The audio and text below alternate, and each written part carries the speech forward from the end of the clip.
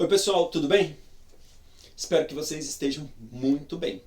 Espero que vocês estejam aí em isolamento social. Espero que vocês estejam utilizando esse tempo que agora vocês têm de uma maneira muito especial. Espero que vocês estejam cuidando da família. Cuidem de vocês também, aproveitem para viajar nesse mundo digital de uma maneira consciente, coerente, e vocês possam estar aproveitando, que vocês saibam otimizar o tempo. De qualquer maneira, nós precisamos continuar e nós estaremos por aqui.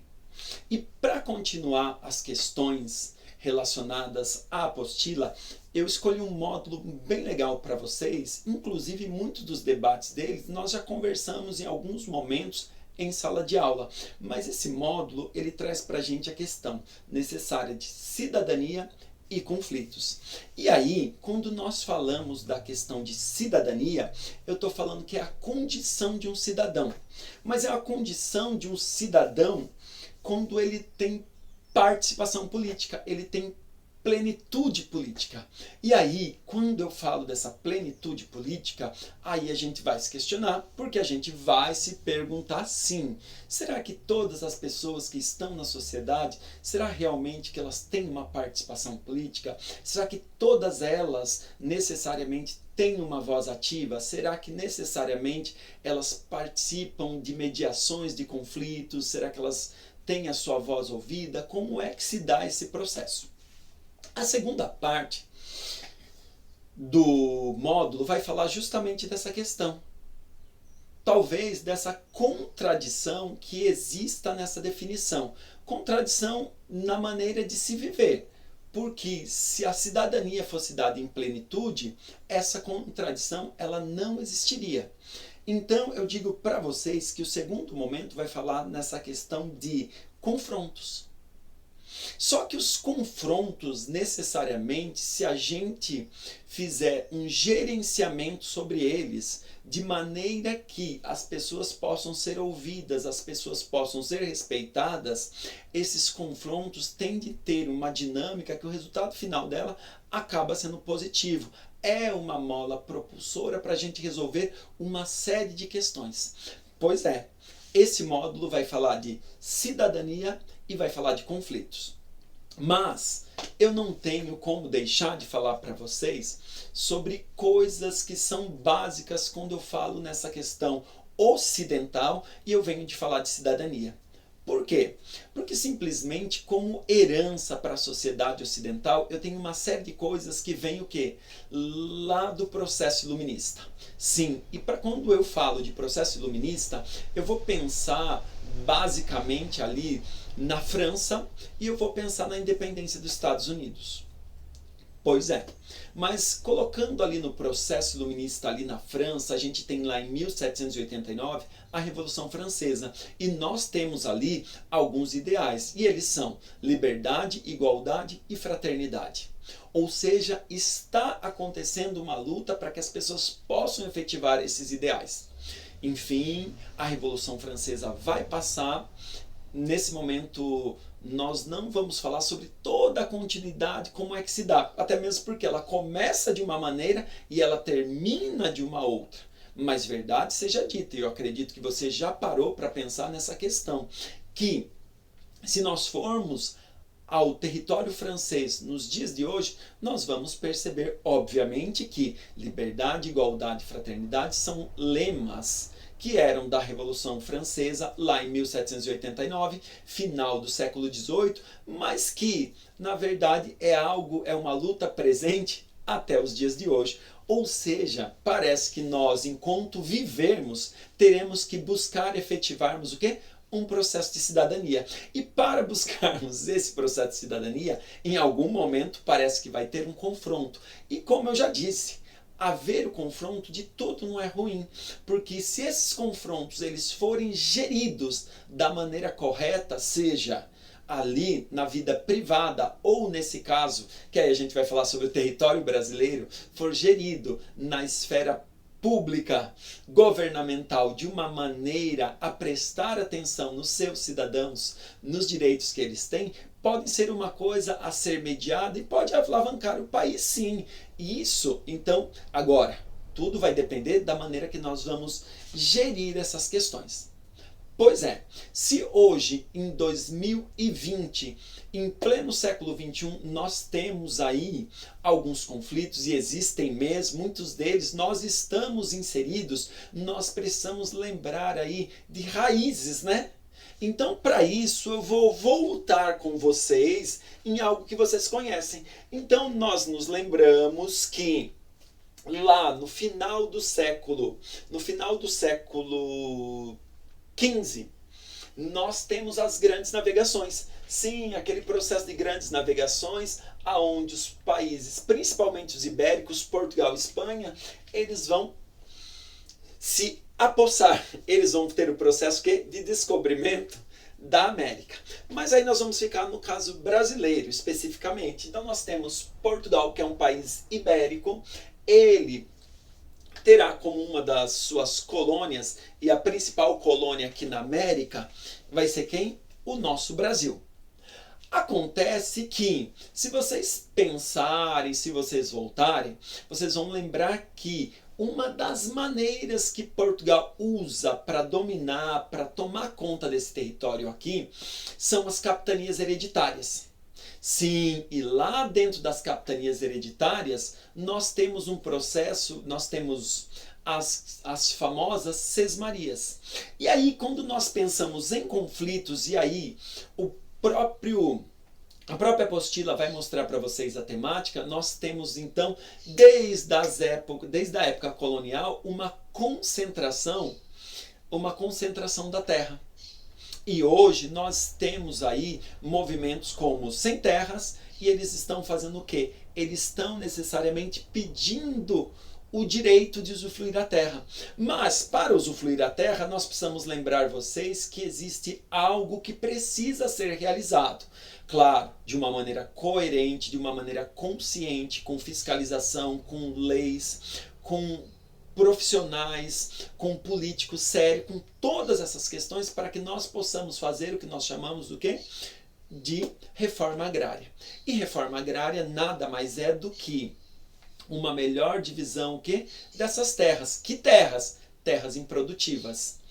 Até porque se nós conseguíssemos resolver essa questão da reforma agrária, talvez nós conseguiríamos algo muito melhor, que é o quê? Pegar esse inchaço populacional de algumas regiões e aqui essas pessoas tivessem uma sorte melhor aonde? No campo, em pequenas propriedades, produzindo e trabalhando pelo país. Ah, mas é o único conflito que a gente tem? Obviamente que não. Quando nós voltamos lá no Brasil colônia, nós também percebemos o quê? Esse encontro entre europeus e esses nativos que já habitavam aqui. Esses nativos que passaram a ser chamados de índios. Acontece hoje, muitas vezes, nós pensamos na situação do índio, né? Como está o índio no nosso país? Muitas vezes nós encontramos pessoas que têm falas equivocadas, perguntando, eles existem, eles são gente. Isso muito me preocupa, porque quando eu falo o processo de cidadania, quando eu falo a questão de mediação de conflitos, a gente precisa ter respeito, e respeito por todos que estão aqui dentro desse território. Então nós também precisamos de pessoas sérias, profissionais da área, nós precisamos de políticos sérios que realmente pensem na questão indígena de uma maneira a preservar essa cultura, mas não só a preservar essa cultura, a mostrar a eles o respeito que a nação tem pelas suas questões culturais. Nós temos a FUNAI, que é o quê? A Fundação Nacional do Índio. Mas nós precisamos que essa FUNAI ela seja realmente efetiva, que realmente as pessoas que estejam ali, que estejam à frente, estejam o quê? Garantindo, sim, um trabalho sério. Porém, quando nós falamos de um trabalho sério nessa questão, nós vamos lidar com conflitos de interesse, visto que muitas vezes o agronegócio avança em relação à mata nativa. Muitas vezes nós temos um processo de desmatamento e quando a gente percebe, os índios já foram afetados. E em nome, muitas vezes, de um progresso desenfreado, os índios são vistos como aqueles que atrasam ou retardam esse processo. Então, nós precisamos de questões a mediar esses conflitos, a verificar áreas demarcadas, a preservar. Outro conflito também que realmente remontam questões lá da colônia é o quê? A questão dos quilombolas. Lembram vocês que depois da tentativa de escravizar os índios, nós vamos perceber que nós teremos um contingente que virá onde? Do território africano. E aí eles vão ser colocados como instrumentos de trabalho, sem direito, sem na verdade pensar que eram pessoas, que eram seres humanos. E aí nós temos uma história de sofrimento, uma história que começa lá nessa colonização e é uma história, um capítulo extremamente triste para a nossa nação. E a gente só vai resolver esse capítulo triste da primeira maneira, quando a gente não negar que realmente aconteceu. Então nós precisamos, mas o que aconteceu lá atrás que hoje desemboca? Quando nós falamos o quê? Dos quilombolas.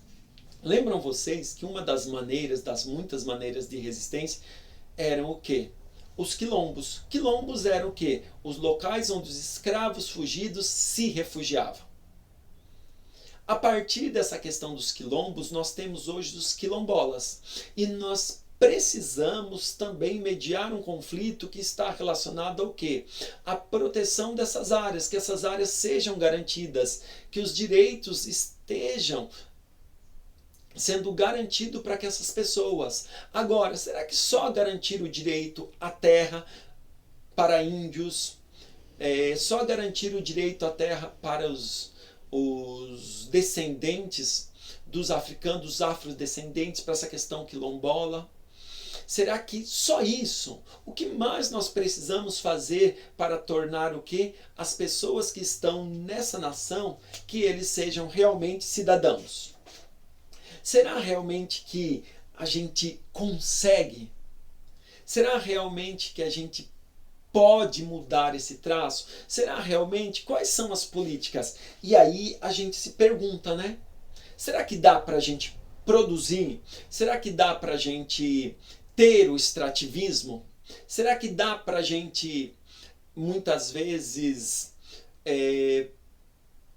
fazer uma hidrelétrica? Será que dá para a gente, entre aspas, jogar o progresso numa linha que ele também possa ser o quê? Racional, mas ele também, dentro dessa racionalidade, ele possa ser questionado com os interesses das pessoas que fazem parte dessa nação? Será que nós vamos conseguir ouvir? Será que a gente vai conseguir mediar conflitos entre quilombolas, sobre a questão do MST, sobre a questão indígena? Enfim, nós temos aí uma série de questões, nós temos desafios. E esses desafios eles só serão alinhados, eles só serão debatidos de uma maneira correta quando nós lidarmos com algumas questões que a cidadania pede passagem. E ela é com educação, ela é com saúde, ela é com formação de renda, mas ela é também com valores universais como amor, como respeito, como na verdade a própria fraternidade. Quando nós observarmos que existem pessoas dentro do território nacional brasileiro, território nacional, quando nós observarmos que as pessoas que constituem essa nação, as pessoas que fazem parte dele, e aí a gente mediar no sentido que qual é o interesse indígena, qual é o interesse quilombola, qual é o interesse dessa pessoa que busca a reforma agrária. Então nós precisamos um debate sério, um debate amplo. Então, haver necessariamente esses conflitos, de todo não é ruim, mas nós precisamos o quê? O que a lei diz? Quais as garantias que se tem? De que maneira pode ser efetivado? E aí, a partir desse pensamento, nós podemos caminhar. Existem muitas coisas para fazer no território brasileiro, mas essas questões precisam ser alinhadas a partir do que diz a Constituição. E aí, a partir do que diz a Constituição, existe uma garantia dessa pessoa que muitas vezes é minoria. Mas existe um direito, e se existe esse direito, precisa ser preservado. Agora, como é que nós faremos para mediar esses conflitos? Quais são as soluções? Quais são as maneiras que nós usaremos? E a primeira delas eu posso dizer para você: passa por um processo de conscientização, passa por um processo de educação e talvez passe por você. Nós ficamos por aqui e nós vamos avançar em cidadania, mesmo que hajam os conflitos. Nós somos chamados a ser pessoas que possam mediar esses conflitos, mas possam mediar esses conflitos a partir de soluções plausíveis, a partir do respeito e tolerância por todos que habitam o quê? No território nacional brasileiro. Fiquem com Deus. Beijão para vocês.